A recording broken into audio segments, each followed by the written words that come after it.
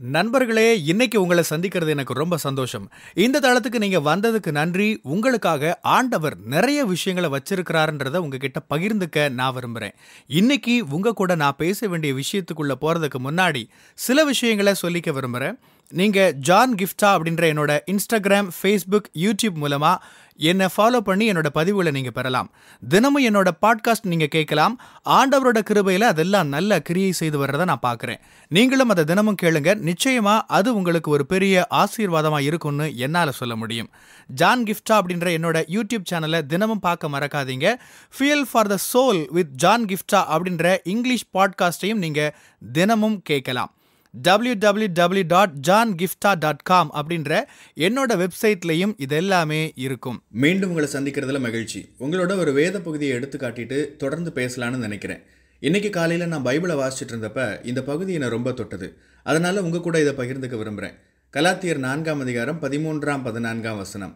அப்போஸ்தலனாகிய பவுல் கலாத்தியரை பார்த்து சொல்றாரு பாருங்க. 13 வசனம். உங்களுக்கு தெரிந்திருக்கிறபடி நான் சரீர பலவீனத்தோடு முதலாந்தரம் உங்களுக்கு சுவிசேஷத்தை பிரசங்கித்தேன். 14.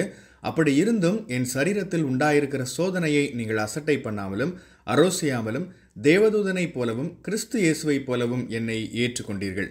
இந்த வேத பகுதி திடீர்னு ஏதோ தனியாக உங்களுக்கு சம்பந்தமே இல்லாத ஒரு பகுதியை நான் இப்போ அறிமுகப்படுத்தின மாதிரி தெரியலாம். இது எனக்கு மிகவும் பயனுள்ளதா என்னோட பேசின வசனங்களாக இருந்தது. அதனால தான் உங்ககிட்ட நான் பகிர்ந்துக்க விரும்புகிறேன். சில சமயங்களில் நம்ம என்ன நிலையில் இருக்கிறோன்னு பார்க்குறோம். நம்ம இருக்கிற போராட்டங்களை பார்க்குறோம். நம்மளோட சூழ்நிலைகளை பார்க்குறோம்.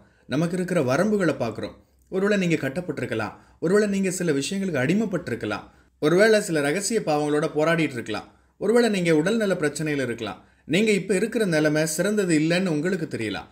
ஆண்டவர் இதில் இடைப்பட்டு உங்களை சுகப்படுத்தினா நல்லா இருக்கும், விடுவிச்சா நல்லா இருக்கும், உங்களை பரிபூர்ணத்தில் நடக்க அவர் உதவினா நல்லா இருக்கும், அவர் உங்களுக்காக வச்சிருக்கிற பரிபூர்ணத்தை நீங்கள் பெற்றுக்கொண்டா நல்லா இருக்குமே அப்படின்னுலாம் எதிர்பார்ப்போடு நீங்கள் இருக்கலாம். ஆனால் இன்னும் நீங்கள் போராடிக்கிட்டு தான் இருக்கிறீங்க. இன்னும் பிரச்சனைகள் வழியே தான் போகிறீங்க. இன்னும் சில சங்கிலிகளால் நீங்கள் கட்டப்பட்டு அது உங்களை மட்டுப்படுத்திட்டே தான் இருக்குது. நீங்கள் மற்றவங்களுக்கு பிரசங்கிக்கிற பூரணமான விடுதலையை நீங்களே அனுபவிக்க விடாதபடி அது தடுக்குது. இப்படி ஒரு நிலையில் நீங்கள் இருக்கிறீங்களா? ஜான், நான் பிரசங்கிக்க தகுதியே இல்லாதவன், எனக்கு ஊழியம் செய்ய தகுதியே கிடையாது, நான் சரிப்பட்டு வரமாட்டேன், ஆண்டவர் என்னை பயன்படுத்த முடியாது, ஏன்னா நானே இத்தனை போராட்டங்களோட போராடிட்டு இருக்கிறேனேன்னு சொல்கிறீங்களா? அப்போஸ்தலனாகிய பவுல் என்ன சொல்கிறாரு? நான் உங்களுக்கு பிரசங்கிச்சப்ப நான் பலவீனத்தோட தான் இருந்தேன். ஆனாலும் நீங்கள் என்னை ஏற்றுக்கொண்டீங்க, என்னை தேவதூதனாக ஏற்றுக்கிட்டீங்க, ஆண்டவராகிய இயேசுவே என்னை அனுப்பினாருன்னு நீங்கள் ஏற்றுக்கிட்டீங்க, நீங்கள் என்கிட்ட கனிவாக நடந்துக்கிட்டீங்கன்னுலாம் அவர் சொல்கிறாரு.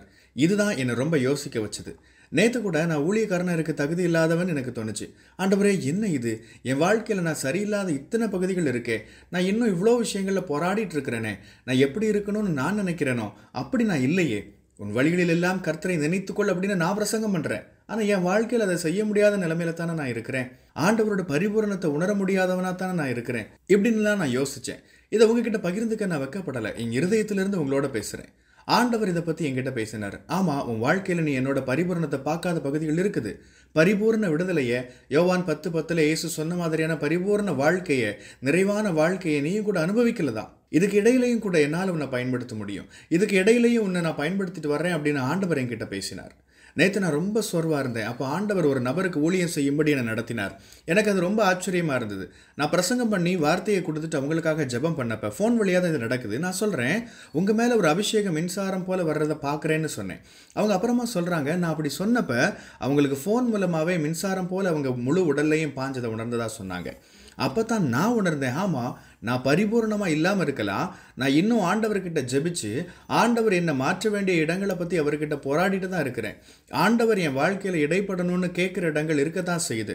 ஆனால் இதுக்கு இடையிலையும், என்னோட குறைவான நிலையிலையும், என்னோட போராட்டங்களுக்கு இடையிலையும், என்னோட பலவீனங்கள் இருந்தப்பவும், நான் சவால்களை எதிர்கொண்டு இருக்கிற போதும், எனக்கு சில வரம்புகள் குறைகள் இருக்கிறப்பவும், சங்கிலிகளால் நான் கட்டப்பட்டிருந்தாலும் ஆண்டவர் எனக்கு உணர்த்தினது என்ன தெரியுமா?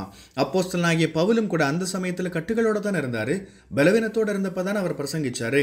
அந்த சூழலையும் அவர் அந்த மக்களுக்கு ஆசீர்வாதமாக இருந்ததை யாரும் தடுக்க முடியல. அதே விஷயம் எனக்கும் நடந்தது.